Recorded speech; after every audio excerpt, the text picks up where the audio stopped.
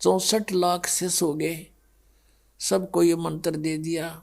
फिर हम, क्योंकि ज्ञान हमें था नहीं, कोई भी बहकाले था, हिंदू और मुसलमान दोनों को उपदेश दिया करते भगवान, और कहा करते भाई हिंदू मुस्लिम दो नहीं भाई, दो कहे सो नरक में जाई, एक पिता की संतान हो तुम, ये काल ने तुम्हारे को यहाँ आपस में दुश्मन बना दिया, भिन्न भिन्न बना के। बुद्धिमान लोग थे, मानते भी थे, लेकिन भक्ति करने से जो उनको सुख हुआ नाम से, तो भले ही वो किसी मजहब में रह रहे थे, लेकिन भक्ति मालिक वाली करते रहे अंदर से। लेकिन कुछ समय के बाद क्या होता है इस प्राणी के साथ कि इसको सुख घना हो जाता है, क्योंकि वो मालिक सुखदाई है, ये दयालु परमात्मा है, इसकी जरा सी मेहर से इतना सुख हो जाता है, जीव बौंदल जाता है, विचलित हो जाता है। फिर कुछ दिनों के बाद क्या हुआ, धीरे धीरे परमात्मा से दूर हो गए। कोई कह दे नहीं भाई भगवान तो भगवान है, ये कबीर भगवान नहीं है, ये अल्लाह नहीं है, ये तो झूठ बोलता है। ठीक है तुम्हें सुख हो गया होगा, छोटा मोटा कोई सिद्ध पिद्ध होगा यू ऐसे। तो इस तरह उन्होंने, हमें ज्ञान ना होने से अपने मजहब के लोगों ने परमात्मा से हमें पुनः दूर कर दिया, लेकिन उस मालिक का उद्देश्य था वो पूरा हुआ।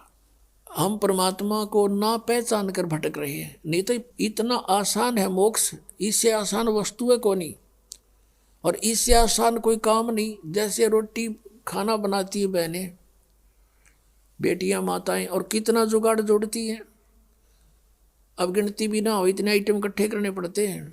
परात कितना, फिर तवा, चूल्हा, लकड़ी, तेल है, और फिर कटोरा, फिर चम्मच, फिर नमक, मिर्च, नरी आइटम इकट्ठी करके, और फिर आटा बनाना, फिर सब्जी काटना, छोंक लाना है। और इसी गर्मी होते सर्दी, उसमें वो चाहे वर्षा हो।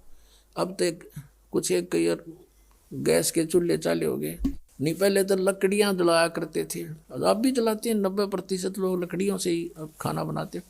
तो गिल्ली हो जाए वर्षा के दिनों में, वो जल के देना, फूं फूं आँख लाल हो जाए, और फिर भी बना के छोड़ दें हम। और परमात्मा के भजन में कुछ भी तो ना, जीभ भी ना लानी, अरे यो ना होता हमारे थे, देखे खोटे लाग रहे, जीवा भी नहीं हलानी, बिना जीभ के सिमरण दे दिया मालिक ने। सांस तो आवेगा तुम्हें, लेट के ले लो, बैठ के ले लो, चलते लो, वो सिमरण करो।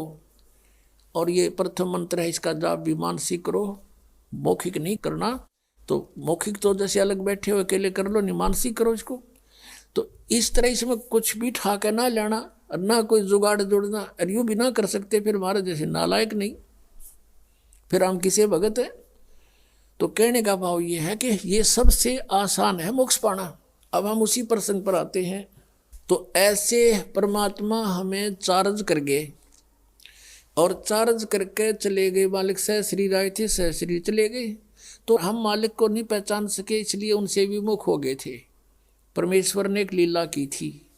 अब परमात्मा के बहुत से शिष्य हो गए, और सत्संग किया करते थे, वहाँ पर भक्त आते थे, बेटियां बहनें भी आती थी। तो जब हमें सुख हो जाता है तो हम अपने परमात्मा में भी दोष निकालना शुरू कर देते। ये मन की आदत है, मन चाहता है इसे दूर करूं किसी प्रकार परमात्मा से।